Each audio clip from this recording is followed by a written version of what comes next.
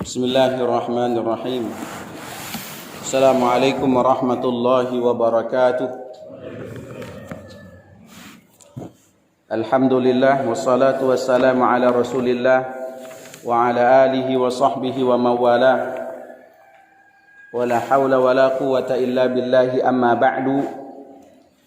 Bapak Ibu jamaah salat subuh Masjid Miftahul Jannah yang dimuliakan Allah Subhanahu wa taala. Alhamdulillah, syukur pada pagi hari ini kita bisa bertemu kembali dalam kajian tafsir kita yang insyaallah dalam keadaan sehat walafiat, dalam keadaan penuh iman dan penuh harap pada Allah Subhanahu wa taala. Pekan yang lalu kita sudah berbicara ayat ke-26, alladzina yanquduna ahdallahi min ba'di mitsaqih wa yaqta'una ma amara Allah bihi ay yusala wa yufsiduna fil ard ulaika humul khasirun. Maka pertemuan kali ini kita akan melanjutkan ayat 28. Kaifa takfuruna billahi wa kuntum amwatan fa ahyaakum summa yumitukum summa yuhyikum summa ilaihi turja'un. Ketika Allah Subhanahu wa taala menceritakan kepada kita tentang sifat orang-orang munafik yang dengan sangat mudah untuk memutuskan perjanjian mereka dengan Allah Subhanahu wa taala, bahkan dengan sangat mudah mereka mengingkari apa yang telah mereka sepakati dengan baginda Rasul sallallahu alaihi wasallam. Maka pada ayat ini Allah Subhanahu wa taala memberikan peringatan keras kepada seluruh manusia dengan mengatakan kaifa takfuruna billah wa kuntum amwatan fa ahyaakum thumma yumitukum thumma yuhyikum thumma ilaihi turja'un. Seakan-akan Allah Subhanahu wa taala mengatakan, wahai manusia, bagaimana kalian bisa mengingkari atas nikmatku, padahal aku telah menciptakan kalian, telah memberikan kalian kehidupan, telah mencukupi kehidupan kalian, dan seluruh apa yang menjadi kebutuhan kalian sudah aku berikan, kata Allah. Kenapa kalian mengingkari nikmat-nikmat itu? Sedangkan kalian, kata Allah, wa kuntum amwatan, kamu dulu sebelum jadi manusia itu tidak ada. Sebelum sekarang ini tidak ada. Fa ahyaakum, kemudian kami hidupkan, kata Allah. Summa yumitukum, kemudian kami matikan lagi, dan kemudian kami bangkitkan lagi. Summa ilaihi turja'un. Ayat inilah yang sebenarnya mengingatkan kepada kita semua akan hakikat kita sebagai manusia. Seperti dalam ayat yang tadi kita bacakan dalam salat subuh, hal ata 'alal insan hinum minad dahri lam yakun syai'an madhkura. Manusia, kamu itu dulunya belum apa-apa, lam yakun syai'an madhkura. Sebelum terjadinya proses pernikahan, kalian tidak ada apa-apanya. Sebelum ditiupkan roh dalam janin, lam yakun syai'an madhkura, kalian tidak ada, kalian pada hakikatnya mati.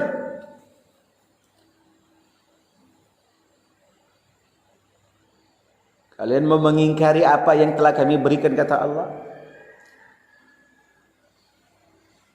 Dalam hal inilah seorang ahli pemikir dalam Islam, Abul A'la Al-Maududi, itu menulis buku dengan judul Hakikat Manusia, min aina ana wa aina ana wa ila aina ana. Bukunya kecil, sekitar 70 halaman, tapi bentuknya kecil, bentuknya pocket.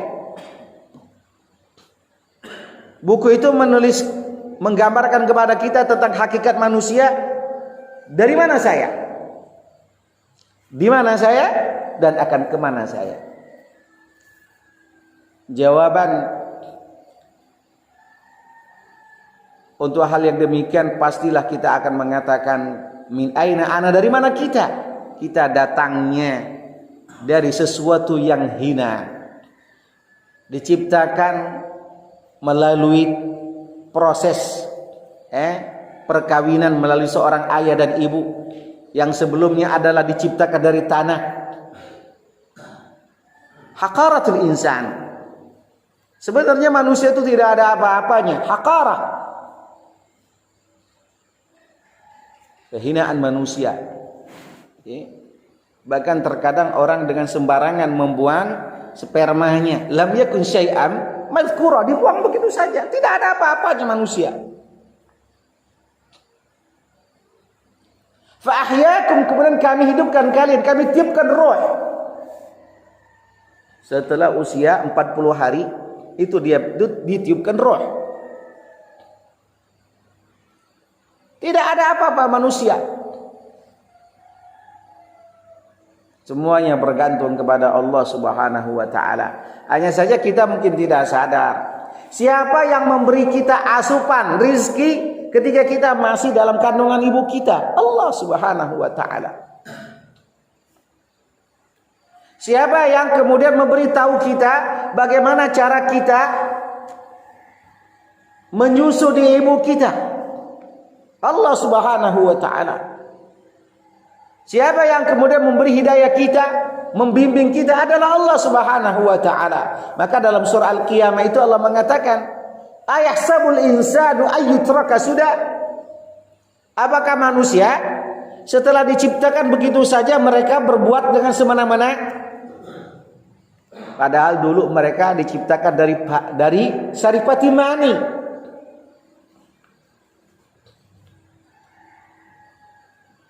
Fa ahyakum, kalian sudah kami hidupkan, kata Allah. Ayat ini bukan ngajarin kita bebengkel, bukan. Tidak. Bukan Allah minta dibalas, bukan. Tapi tujuan manusia itu diciptakan oleh Allah Subhanahu wa taala lil ibadah, untuk beribadah kepada Allah Subhanahu wa taala. Wa ma khalaqtul jinna wal insa illa liya'budun. Sampai Allah Subhanahu wa taala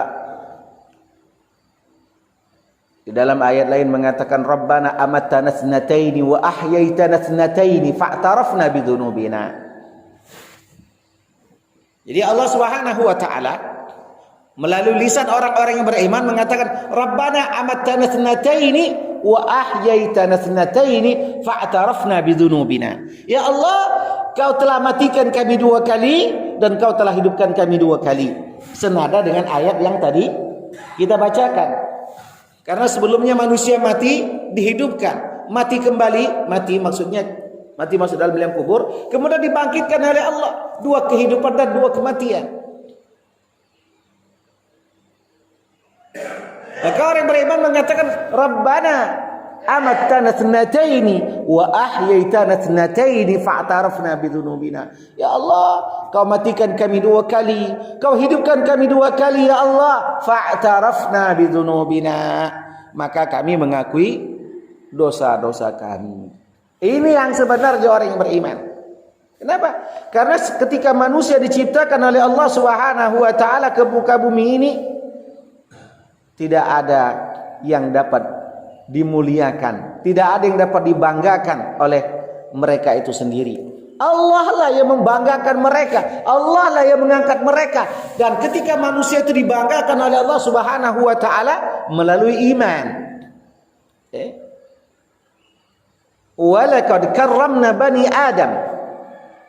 Kami telah memuliakan manusia, kata Allah Subhanahu wa taala. Dengan apa mereka dimuliakan oleh Allah? Dengan iman. Semua manusia sama di mata Allah nilainya, kecuali mereka orang-orang yang beriman.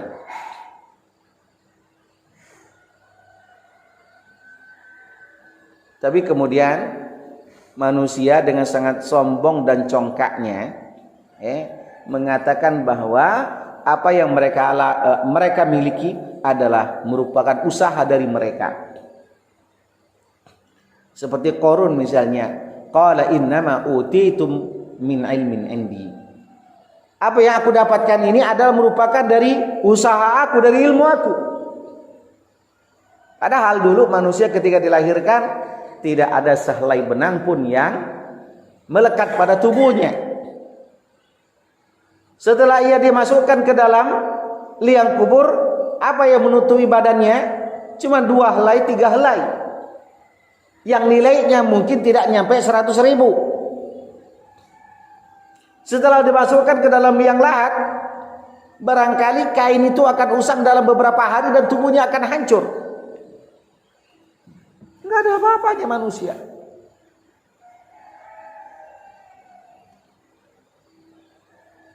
Kekuatan apa yang kita miliki tidak ada yang akan bisa mengelak dari ketentuan Allah Subhanahu wa taala.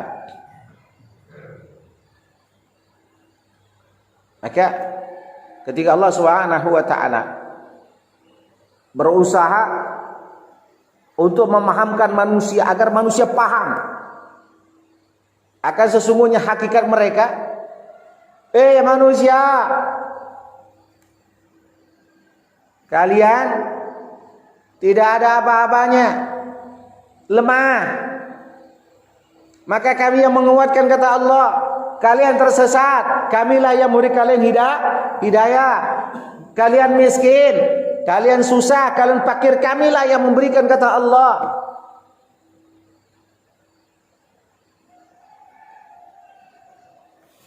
Tapi kemudian ada manusia mengatakan, nahnul aghniya wa antumul fuqara. Kami orang kaya, kau Tuhan adalah miskin.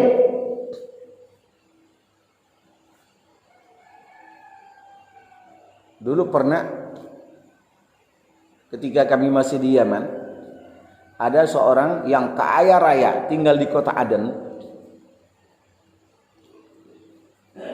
Ketika kami berada di tepian sungai Aden, Laut Merah, kami sempat ngobrol. Ada seorang laki-laki dengan mobil yang bagus bersama 4 perempuan dan anak-anaknya. Dalam ngobrol kami itu apa? Satu hal yang paling dia banggakan, bahwasanya sekarang ini dia sudah memiliki segala sesuatu. Saya mau apa? Akan bisa saya lakukan. Saya mau ini akan saya dapatkan. Mirip dengan Fir'aun. Saya mau perempuan selain istri-istri saya bisa katanya. Maka ini orang memang dulu Yaman Selatan itu adalah paham komunis. Masih bekas-bekas paham komunisnya. Dia bilang begini, apa yang aku dapatkan ini adalah hasil dari usahaku banyak. Dan bahkan pekerja saya lebih dari 100 orang. Di rumah saya saja mungkin 20 orang yang membantu saya, kata dia. Kami terdiam mendengarnya. Dan saya pun kalau mau perempuan cantik akan saya dapatkan. Mana kata Tuhan bahwasanya manusia itu akan diwafatkan oleh Allah, akan dimatikan dalam keadaan pekerjaan yang paling ia sukai. Saya biasa-biasa saja. Saya selalu berbuat zina, berbuat apa saja kehendak saya. Saya cuma bilang begini sama teman-teman, Pak, mungkin Allah masih mau membiarkan Anda hidup. Hanya 2, Pak, saya bilang. Mungkin Allah menginginkan Anda dari umur yang panjang itu bertobat, atau memang Allah biarkan Anda dalam kesesatan. Hanya 2 pilihan, Pak. Wah, terkejut dia. Coba nanti dibuktikan.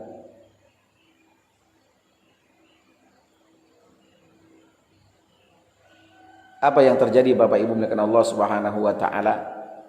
Selesai 1 bulan saya di sana karena KKN-nya di sana.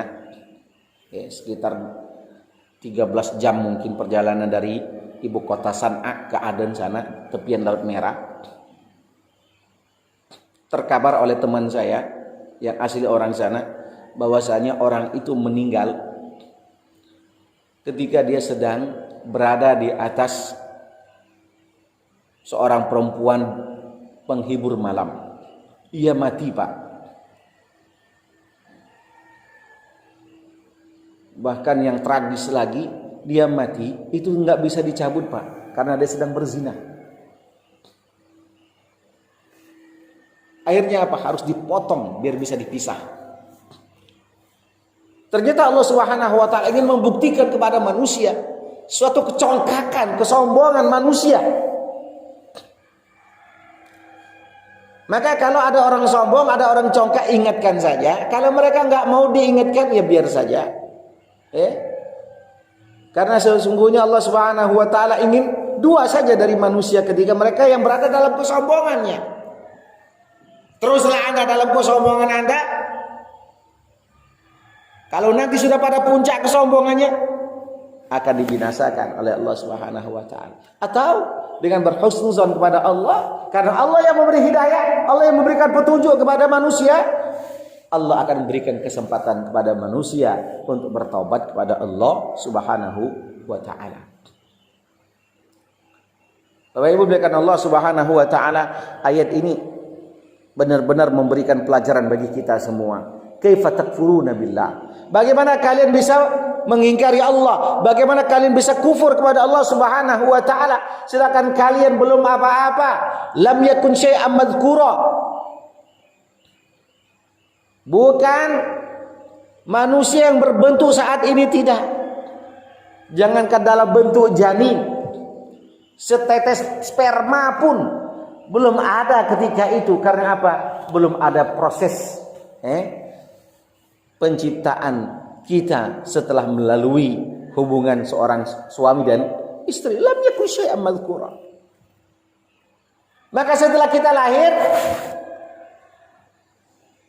kita durhaka kepada kedua orang tua, na'udzubillah. Padahal mau sebesar apapun penghargaan kita berikan kepada kedua orang tua kita, mau apapun tahta jabatan kita berikan kedua orang tua kita, nggak akan terbalas budi jasa keduanya. Sampai ada nyanyian itu, Bunda, gitu ya, kaulah muara kasih dan sayangku. Masya Allah. Dikala malam hari ibu kita tidak tidur, dikala siang hari ibu kita pun susah bekerja, yang ada hanyalah pikiran mereka bagaimana anak saya ini bisa sehat, segar, menjadi anak yang baik, menjadi anak yang pintar. Itu saja harapan kedua orang tua kita. Tapi kita apa? Sudah itu kita na'udzubillah durhaka kepada Allah Subhanahu wa taala. Banyak sudah contoh anak-anak yang durhaka ya. Bagaimana Allah Subhanahu wa taala menghinakan mereka. Bapak Ibu, orang tua kita itu enggak butuh kita memberikan sesuatu kepada mereka, enggak. Tapi orang tua kita hanya butuh kita hormat kepada mereka, memberikan kasih sayang kepada mereka, ya. Enggak pernah membantah mereka, dan nantinya mereka membutuhkan doa kita. Ini yang pertama. Yang kedua, setelah kita merasa hebat, kita lupa kepada Allah. Itulah orang yang tak kenal berterima kasih.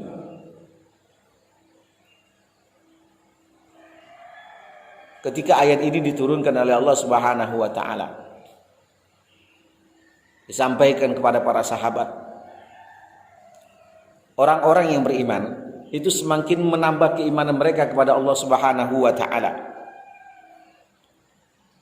Maka dalam ayat yang tadi kita sampaikan, Rabbana amatana thnataini wa ahyitana thnataini. Ya Allah, Kau telah matikan kami 2 kali, Kau hidupkan kami 2 kali. Ya Allah, alangkah hinanya kami wahai Allah. Sedangkan orang yang munafik, orang yang kafir tadi, tambah semakin congkak dia.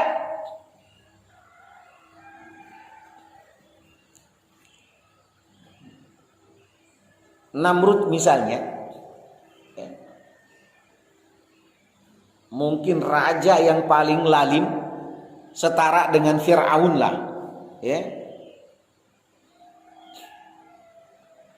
Seperti digambarkan oleh Allah Subhanahu wa taala dalam surah Al-Baqarah, alam tara ilal ladzi haja Ibrahim. Ya. Dia menantang Nabi Ibrahim alaihissalam dengan mengatakan, wahai Ibrahim, siapakah Tuhanmu?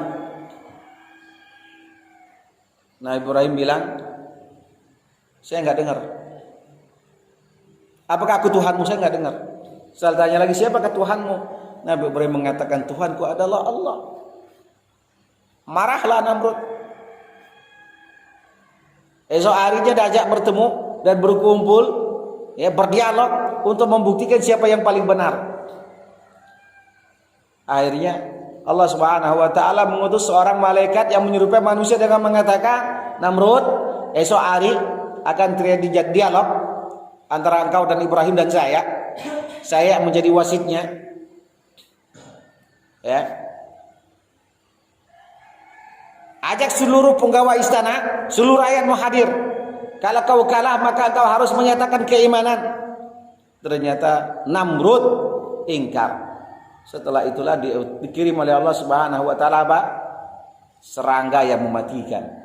Dalam ketika saja 3.000 tentara Namrud itu mati di hadapan Namrud, digigit oleh serangga. Ngapa enggak langsung Namrud yang diserang? Agar Namrud ini taubat, sebagian kaumnya, sebagian rakyatnya dihajaknya. Tapi semakin membuat dia brutal. Akhirnya apa? Dia lari tunggang langgang mencari perlindungan. Tetap serangga-serangga itu mengejarnya. Subhanallah, Maha Kuasa Allah Subhanahu wa taala. Nah, terkadang manusia itu congkaknya seperti itu. Maka alhamdulillah Bapak Ibu melihat Allah Subhanahu wa taala, hari ini kita termasuk orang yang beriman dan berusaha untuk menjadi orang yang selalu menjadi orang yang baik. Amin. Kita berharap dan berdoa kepada Allah Subhanahu wa taala, ya Allah, jangan engkau cabut hidayah ini dari kami. Rabbana la tuzigh qulubana ba'da idh hadaitana wa hab lana min ladunka rahmatan innaka antal wahhab. Bahkan Nabi sallallahu alaihi wasallam menganjurkan agar ayat ini untuk dibaca setiap kita selesai salat, bahkan mungkin dalam keadaan agar hidayah itu tak pernah lepas dari kehidupan kita. Berikutnya, kita selalu menjadi orang yang bersyukur kepada Allah Subhanahu wa taala. Banyak sekali ayat-ayat yang senada tentang ini. Yang tujuan semuanya agar menjadikan kita orang yang bersyukur kepada Allah Subhanahu wa taala. Misalnya, qulillahu yuhyikum thumma yumitukum thumma yajma'ukum ila yaumil qiyamati la raiba fi walakinna aktsaran nasi la ya'lamun. Dalam ayat lain, qulillahu yuhyikum, Allah yang menghidupkan kalian, kemudian mematikan kalian, kemudian mengumpulkan kalian di padang mahsyar nanti. Summa ilaihi turja'un, walakinna aktsaran nasi la ya'lamun. Tapi kebanyakan manusia tidak tahu. Bapak Ibu sekalian Allah Subhanahu wa taala, Abu Bakar ketika mendengar ayat ini dibacakan, nangis beliau. Maka ketika beliau diberikan amanah sebagai khalifah, Abu Bakar pagi-pagi sudah subuh Pak, pergi ke pasar jualan. Ada puntelan di bahu kiri kanan beliau dan di bawah. Orang-orang terheran. Suatu ketika setelah beberapa hari dia berdagang, orang melapor sama Umar bin Khattab, wahai Umar, sesungguhnya temanmu Abu Bakar sedang berjualan di pasar. Maka Umar nempuin Abu Bakar, wahai Abu Bakar, kenapa engkau lakukan ini? wahai Umar, saya takut setelah amanah ini saya lupa kepada Allah Subhanahu wa taala, lupa kepada rakyatku, ya, sehingga aku mungkin dengan jabatan itu merasa aku di atas angin, mungkin bahasa seperti itu. Maka aku melakukan ini dengan tujuan dua. Pertama, untuk kehidupanku, ya. Aku tidak mau sama sekali mengambil dari pembendaharaan ini untuk kehidupan aku dan keluargaku. Dan yang kedua, untuk selalu mengingatkan aku bahwasanya aku ini bukanlah siapa-siapa meskipun aku adalah khalifah. Nangislah Umar bin Khattab radhiyallahu anhu. Jadi di masa Abu Bakar itu tidak ada orang yang bergaji. Semuanya pejabat itu berdikari, ya, dengan usaha masing-masing. Barulah pada zaman Umar bin Khattab radhiyallahu anhu semua pejabat negara itu mendapatkan gaji, tapi sesuai dengan kerjaan dia. Subhanallah. Abu Bakar, orang yang satu di antara orang yang di dalam gua, yang ayat kemudian turun kepada dia, la tahzan innallaha ma'ana. Satu dari dua orang yang diabadikan oleh Allah Subhanahu wa taala ceritanya dalam perjalanan hijrah.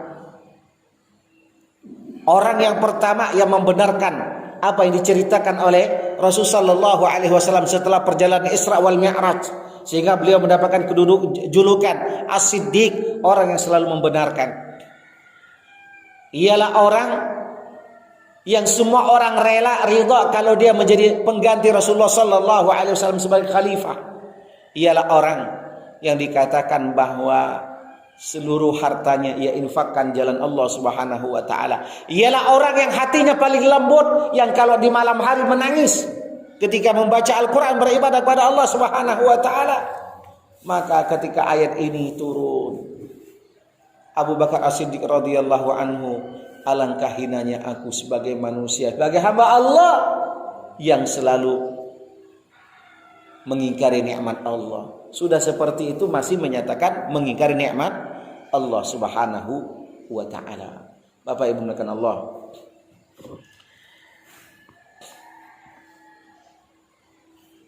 Ibnu Jarir At-Tabari mengatakan dari Ibnu Abbas, wa kuntum amwatan fa ahyakum amwatan fi asla abaikum.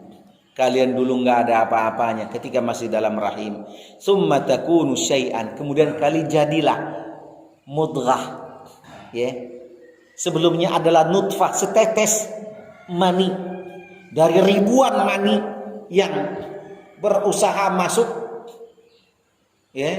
Ternyata hanya satu, kalaupun itu bisa lebih, dua yang masuk ke sana. Beribuan masuk, tapi yang jadi satu atau dua. Masya Allah.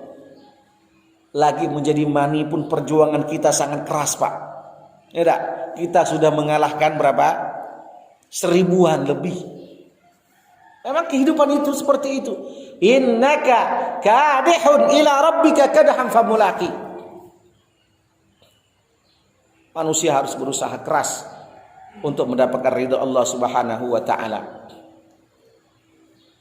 Summa yumitukum mautal haqqi, kemudian kami wafatkan, kata Allah, dan mati dalam keadaan mati yang sebenarnya. Summa yuhyikum, kemudian kalian dihidupkan lagi. Inilah Bapak Ibu, kehidupan yang abadi. Itu adalah di akhirat kelak. Inilah yang sebenarnya merupakan jawaban bagi ateisme, bahwasanya katanya, sudahlah. Sama, saya pernah bertemu dengan seseorang, ya. Wah, saya bilang, Bapak ini sudah umur 60, hampir 60 tahun, nggak ada ubannya, masih sangat muda dan ceria. Apa jawaban dia? Pak, kita ini belum tahu. Setelah ini kita nak ngapu terserah. Pokoknya kita nggak usah dipikirkan lah, Pak. Ujinya, nikmati be dunia ini, nggak usah dipikirkan. Urusan di alam kubur terserah, nak diapukan gitu. Benar, Pak? Nak kagak kita sudah mati di akhirat kelak, nak menjadi apa terserah. Yang penting sekarang. Masya Allah. Akhirnya setelah dia ngomong seperti itu, saya masih diam. Saya akan mencari kesempatan ngobrol. Masih juga Pak, beberapa kali kami ketemu. Memang sekarang ya sedang punya jabatan. Tapi akhirnya kami ketemu lagi di Kayu Agung. Saya tausiah lagi. Enggak jadi tausiah saya tadi tentang pernikahan Pak. Mudah-mudahan dia berubah. Saya bilang sesungguhnya kehidupan yang abadi kekal itu adalah di akhirat. Summa yuhyikum.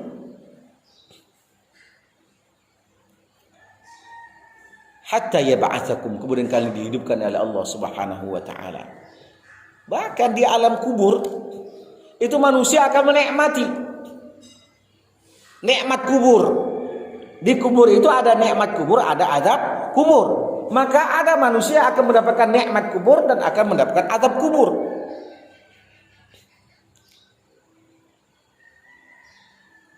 Hakikatnya mereka hidup, tapi menurut Allah alam mereka, kalau menurut alam kita mereka adalah mati.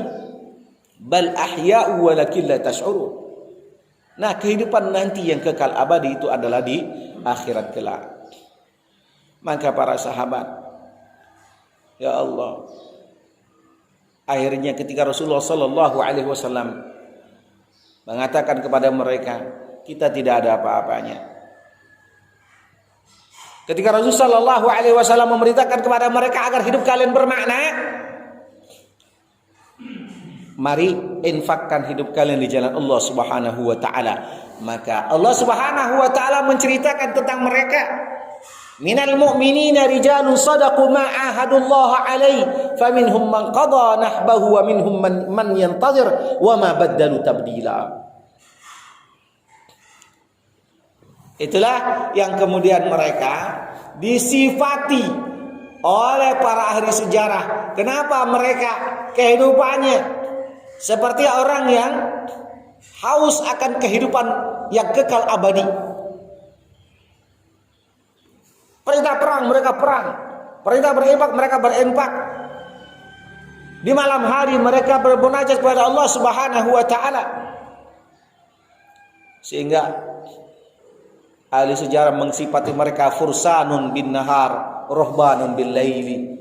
Seorang pejuang di dalam peperangan di siang hari, di malam hari mereka bermunajat kepada Allah Subhanahu wa taala. Sampai dulu yang pernah kami ceritakan Abdullah bin Mas'ud. Abdullah bin Mas'ud itu seorang sahabat, tidak seperti keadaan orang Arab yang tubuhnya besar kuat. Orang Arab ya. Tapi Abdullah bin Mas'ud ini krempeng. Betisnya dalam riwayat itu samucak tangan kita di saking kecilnya. Kalau angin bertiup kencang tuh Abdullah bin Mas'ud bisa terbawa badannya. Saking tipisnya. Ya Allah. Kalau beliau ini mungkin masih besar ini, masih besar. Itu saking tipisnya Abdullah bin Mas'ud. Tapi apa kata beliau? Dengan krempeng dan kecilnya tubuhku ini akan aku gapai surga. Masya Allah. Bapak Ibu muliakan Allah Subhanahu wa taala. Di peperangan Uhud, Abdullah bin Mas'ud berperang sehingga terlihat oleh Rasulullah sallallahu alaihi wasallam bagaikan kilatan pedang karena tubuhnya kecil, nyelip sana nyelip sini. Dengan pedangnya ia berusaha menghalau semua pasukan musuh.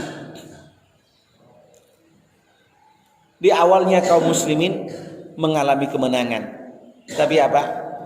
Karena pasukan pemanah. Maka di Madinah itu dekat Jabal Uhud ada namanya Jabal Rumah. Jabal Rumah itu artinya gunung tempat para pemanah. Dari 27 atau 25 peperangan, hanya 2 kali kaum muslimin mengalami kekalahan. Padahal dulu kemenangan, seluruh kemenangan itu jumlah kaum muslimin semuanya kalah dikit. Bukan kalah dikit, kalah banyak. Jumlahnya selalu kalah. Satu kekalahan dialami pada perang Hunain. Jumlah kaum muslimin sudah banyak, tapi ada yang menyebabkan mereka tergiur harta rampasan perang. Perang Uhud itu mengalami kemenangan sudah, tapi kaum muslimin sudah melihat di atas bukit, karena mereka enggak mengindahkan perintah Rasul, kalian jangan turun. Yang pasukannya kurang lebih 100 orang, jangan turun apapun yang terjadi di bawah. Tapi apa? Mereka melihat harta rampasan perang banyak di bawah, turunlah mereka. Ini berarti dua, tidak taat dan tergiur harta benda. Khalid bin Walid yang tadi nengok dari belakang, nah ya Khalid. Karena waktu itu Khalid bin Walid belum masuk Islam, dipukullah. Dan ketika itulah Rasulullah Sallallahu Alaihi Wasallam mengalami luka yang parah, bahkan gigi beliau bisa patah. Para sahabat ketika diingatkan Rasul Sallallahu Alaihi Wasallam, mereka menangis. Bahwasanya kalian sudah tergiur dengan kegemerlapan duniawi. Tidak akan kalian rela. Aku doakan kalian, berikan kalian semua apa yang kalian inginkan. Jangan pernah kalian melakukan hal ini lagi, kata Rasul Sallallahu Alaihi Wasallam. Ternyata terulang pada perang Hunain. Tergiur lagi dengan hal yang demikian. Jadi Bapak Ibu melakukan Allah Subhanahu Wa Taala, mudah-mudahan ayat ini memberikan kesadaran bagi kita akan siapakah kita. Siapakah kita? Man ana? Siapakah kita? Siapakah saya? Jawabannya tadi, di mana saya? Kata Abul Ala Al-Maududi, kita sekarang berada di dunia. Wa ila aina ana, mau kemana kita? Jadi kalau kita sudah tahu di mana kita berasal dari mana, di mana kita, mau kemana kita, insya Allah tujuan kita akan baik, tujuan kita akan mulia, yakni berusaha untuk menggapai ridha Allah Subhanahu wa Ta'ala. Terima kasih, mungkin ini dapat kami sampaikan. Mudah-mudahan Allah Subhanahu wa Ta'ala meridhai kita semua. Amin ya rabbal alamin. Silakan Pak, kalau ada yang di